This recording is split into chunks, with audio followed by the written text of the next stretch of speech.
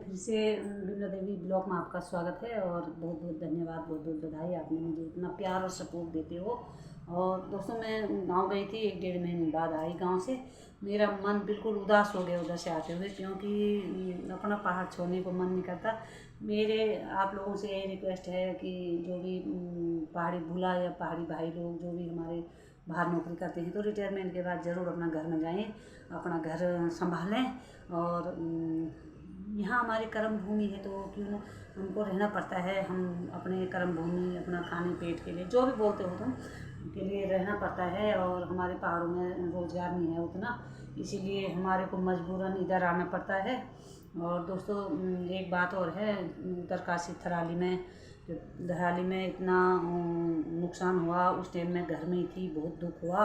उन लोगों के लिए भी श्रद्धांजलि मेरी तरफ से, और उनकी आत्मा को शांति दे भगवान, उनके परिवार वालों को शक्ति प्रदान करे उनके प्रति। और बहुत दुख हुआ। और मेरी एक रिक्वेस्ट और है आप लोगों से, भाई और बहनों से, जितने भी मेरी वीडियो देखते होंगे पहाड़ के लोग, और कहीं के भी हो, अपना पैसा जो कमा के लाते हैं ना हम लोग, वो अच्छी जगहों पर बनाएं, मकान अच्छी जगहों पर रहें। ऐसा ना कि भाई नदी नालों के किनारे लगाएं मकान को। आज हम वहाँ पे अच्छी जगह देखते हैं कि हाँ ये अच्छा है, लेकिन बुजुर्गों को पूछिए कि बुजुर्ग लोग बता देते हैं कि यहाँ पहले नदी नाला था, यहाँ पे पहली नदी आती थी, अब यहाँ लोग बस गए हैं। फिर वो नदी है ना, जो वो 50 साल में या 100 साल में या 25 साल में या कितने भी साल है, 12 साल होते हैं पहले, तो 12 साल में बोलते हैं लोग कि वो अपनी जगह पर ज़रूर आती है। और ये मैंने बुजुर्गों के मुँह से सुना है। पहले मेरे ससुर जी भी बोलते थे, और वही बात आज पक्की बात है। और जहाँ पे नदियों का पानी जाता है, लोग वहाँ मकान बना दे रहे हैं। और मकान बनाते ही लोग कह रहे मेरा इतना पूंजी ले आके बाहर देशों से, पता नहीं कहाँ कहाँ से पसीना बहा के ले आ रहे हैं लोग पैसों को, घर में जाके उन नदी नालियों में घर बना रहे हो। तो होगा ही ऐसा, नदी नाले अपनी जगह पर जाएगी, 12 साल बाद जाए, चाहे 20 साल बाद जाए, चाहे 50 साल बाद जाए, जाएगी ज़रूर।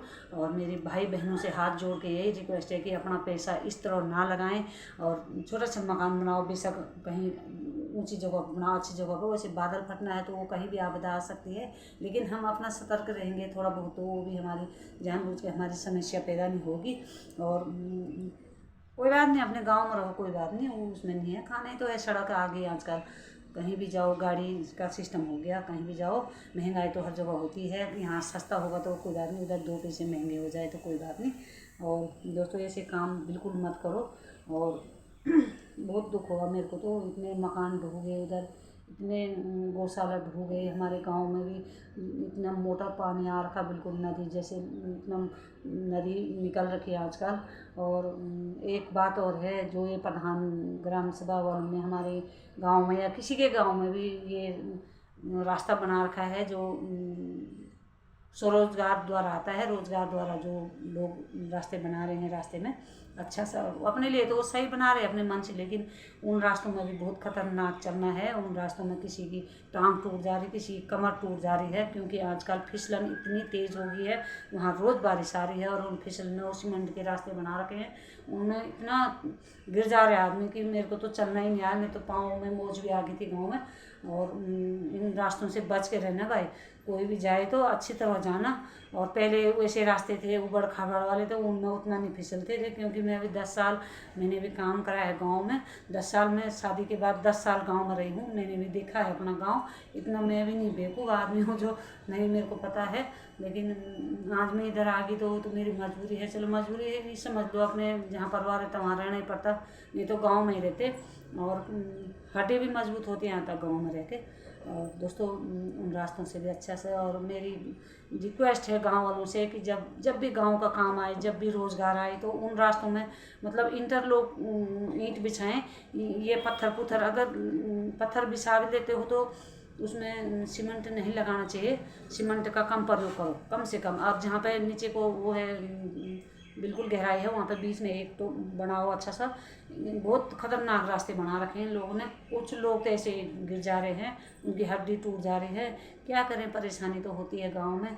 सुअर और ये बंदर तो बहुत ही लगे हुए हैं हमारे गांव में, तो एक भी अनाज नहीं रहने दे रहे हो। और यही समस्या है, इसीलिए लोग बाहर को प्लानिंग कर रहे हैं, कह रहे हैं कि यहाँ क्या खाना, चलो प्रदेश में चलते हैं दोस्तों। और अब चौमास के दिन भी जाने वाला है, थोड़ा सा रह गया। और गणेश चतुर्थी की भी आपको बहुत बहुत शुभकामनाएं आप सभी लोगों को। और कल गणेश चतुर्थी थी, मैं वीडियो डालूँगी आज। और अब श्राद्ध पक्ष लगेगा, गणेश चतुर्थी के बाद हमारे पितर लोग धरती पे आएंगे और अपने पितर लोगों की ज़रूर पूछ करनी चाहिए श्राद्धों के दिन। जो ना भी मनाता है तो अमावस्या के दिन अपने पितरों को ज़रूर याद करना चाहिए। उन्हीं की सबसे पहला, उन्हीं की छत्र छाया है, उन्हीं की, उनका प्यार है, उनका आशीर्वाद है, तभी हम आगे बढ़ पाते, तभी हमारा वंश भी आगे चलता है पितरों की माया से। और पितर लोग नाराज़ होते हैं तो बहुत दुख होता, बहुत कष्ट आता। शनि देवता और पितर देवता कभी नाराज़ नहीं होना चाहिए। और बेशक देवी देवता नाराज़ भी हो जाए तो इतना नुकसान नहीं करते हैं हमारे लिए। पितर देवताओं को मनाना बहुत ज़रूरी है। अपने पितरों की वो भोग लगाओ श्राद्ध के दिन। और दोस्तों आगे फिर त्यौहार में त्यौहार आते रहेंगे। और मेरा ब्लॉग आपको अच्छा लगता है, मेरी वीडियो आपको अच्छा लगता है, मेरी रील्स आपको अच्छा लगता है तो आप कमेंट बॉक्स में ज़रूर लाइक और कमेंट दिया करो। और आपका प्यार सपोर्ट मुझे मिलता रहता है और आप लोगों की बहुत बड़ी कृपा है हमारे पे। और दोस्तों गांव में अभी भी एक बात और है, बहनें, हमारी माताएं बहनें जो भी हैं वो गढ़वाली रील्स ही पसंद करती है और ये हिंदी रील्स में उतना पसंद नहीं करती है। और मेरे बाहर के सब्सक्राइबर हैं ज़्यादा, क्योंकि मैं बाहर रहती हूँ तो मेरे को उन लोगों को, जो मेरे भाई बहन हैं बाहर के सब्सक्राइबर हैं, वो गढ़वाली गाना उतना पसंद नहीं करते, उनकी समझ में नहीं आती। मतलब पसंद करते होंगे लेकिन समझ में नहीं आती है, इसलिए मैं हिंदी गाने में भी रील्स बनाती हूँ। और वो मेरा शौक़ है, मैं किसी की वो नहीं करती, मुझे कोई शर्म नहीं है किसी से और कोई डर नहीं है किसी का। मेरे को अपना शौक़ है, मैं अपना वीडियो डालती हूँ। और अपना शौक़ रहेगा तो आदमी यंग रहेगा और आदमी बिजी रहेगा। किसी की इधर उधर करने से तो अपने को बिजी रखो। और काम भी हम बहुत करते हैं, ऐसी बात नहीं है। और आप लोगों का प्यार और सपोर्ट मिलता रहे, बाकी मैं कुछ नहीं बोलूँगी। आप लोगों को बहुत बहुत धन्यवाद, बहुत बहुत बधाई। और गणेश चतुर्थी की भी आपको बहुत बहुत बधाई।